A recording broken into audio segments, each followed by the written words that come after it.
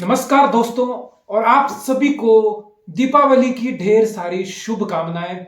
शुभ दीपावली, जय Shri Ram.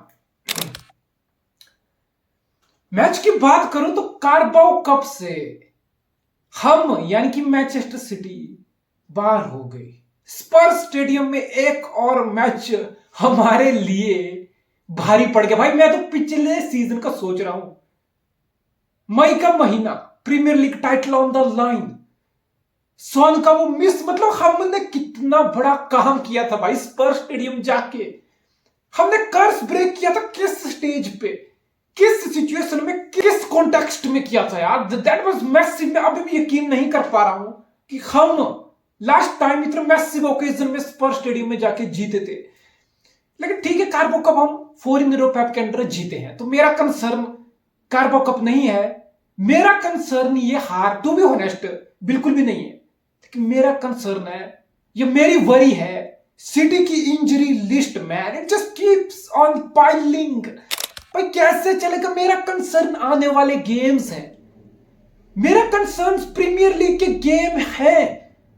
Warm up के दौरान मानुल अकांजी की इंजरी, मैच के दौरान साविनियो की इंजरी, ऑस्कर बॉब बाहर है, 2 हफ्ते के लिए ग्रिलिश बाहर है, 1 महीने के लिए डोकू बाहर है, रॉड्री पूरे सीजन के लिए बाहर है, केविन डी ब्रुयने अभी बाहर है, काइल वॉकर अभी बाहर है, अगर एकेंची अभी बाहर हो जाएगा, और Guardiola has also picked a knock. Man come on, what's going on? भाई 7 से 8 रेगुलर स्टार्टर, हमारे बड़े चेहरे, बड़े नाम इंजर्ड हो रहे हैं। So I think that's a big worry. I just don't know आने वाले 2-3 मैच प्रीमियर लीग में खासकर हम कैसे कंटेन करेंगे, हम चीजों को कैसे संभालेंगे। It's a big worry man, but it is what it is. हम मैनचेस्टर सिटी, हम कोई आर्सेनल या कोई और क्लब नहीं है जो हम इंजरी की वजह से आर रोना करेंगे, एक्सक्यूजेस बनाएंगे। No, we are champions. हमारे पास पेप गार्डियोला है and we will try to find ways, we will try to find solution.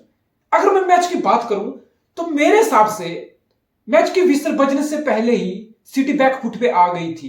वो था मैनुअल एकेंजी का स्टार्ट ना करना। अब तुम सिटी की बैकलाइन देखो, बिकॉज रिकोलिस तो इन्वर्ट कर रहा था 3 एट द बैक, जिसमें स्टोन्स, जिसमें डियास, जिसमें एके।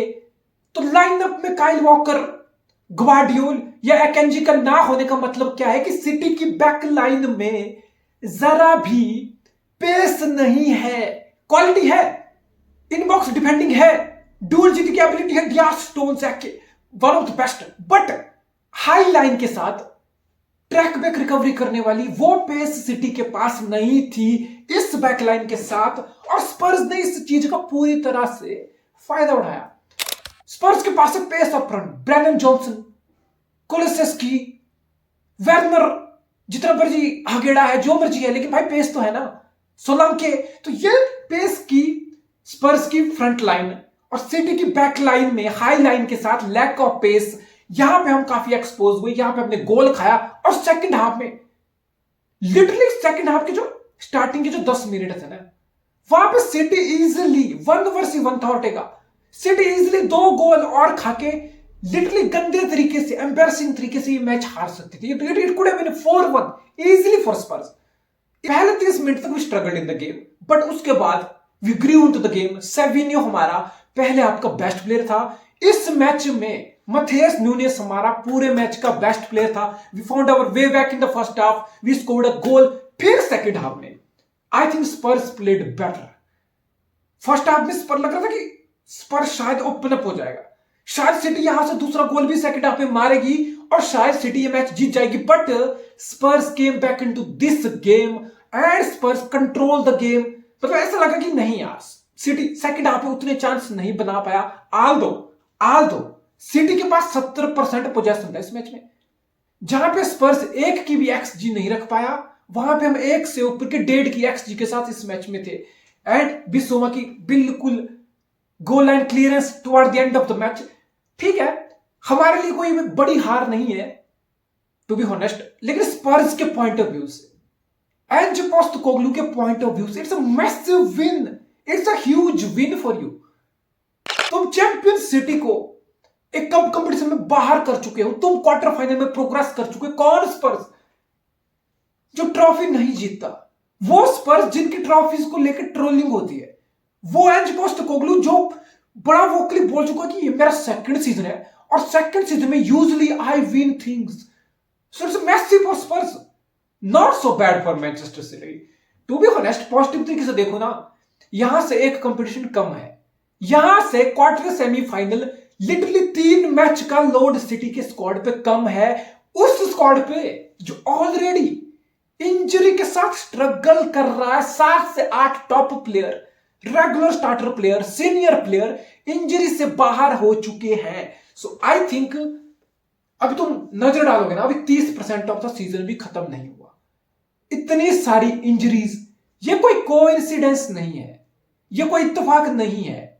The amount of games this player are playing, the physicality, the burden this player are expose to, ये सबको होगा। अभी तुम लग रहा है कि यार सिटी के साथ हो रहा है तो ठीक है, मैं हालांकि आर्सेनल की भी कुछ इंजरी है, 2-3। अगर तुम लिवरपूल, तुम सोच रहे हो यार सिटी की इंजरी होगी, या तुम कोई और क्लब हो, बट बेसिकली वो कहावत है ना कि बकरे की मां कब तक खैर बनाएगी। जितना टाइट स्केड्यूल है, जितना प्लेयर पे प्रेशर डाला जा रहा है physically, mentally, it's about time कि हर टीम में इंजरीज होंगी। हर टीम पूरा सीजन किसी ना किसी stage of the season will struggle with injuries. अब मैं कुछ यंगस्टर की बात करूं तो आई थिंक जेम्स मैकेटी को एक प्रॉमिसिंग स्टार्ट मिली, एक मच नीडेड स्टार्ट मिली, पर जेम्स मैकेटी इस मैच में बिल्कुल भी अपना इन्फ्लुएंस नहीं रख पाया। निको राइली, और प्री सीजन में निको राइली और जेम्स मैकेटी हमारे प्री सीजन के अलॉन्ग विद ऑस्कर बॉब 3 बड़े ब्रेकआउट स्टार थे। आई थिंक निको राइली मुझे काफी प्रॉमिसिंग लगा, मतलब नंबर 6 का रोल पेप गार्डियोला के कॉम्प्लेक्स सिस्टम में, पेप गार्डियोला के डिमांडिंग एक परफेक्शन वाले सिस्टम में, I think Nico Reilly once again preseason की तरह इस मैच में भी बहुत अच्छा प्रॉमिस खाया। And I have zero doubt कि मैकेटी को भी चांसेस मिलेंगे आने वाले टाइम में। And I think McAtee also have a lot of potential. देखो, हम ये नहीं कर सकते, चाहे निको राइली हो चाहे मैकेटी हो, हम ये नहीं कर सकते कि भाई 2 मैच हो गए, 2 स्टार्ट होगी या आधा घंटा खेल लिया तो हम जज करें, ओपिनियन बनाए। ऐसा नहीं हो सकता।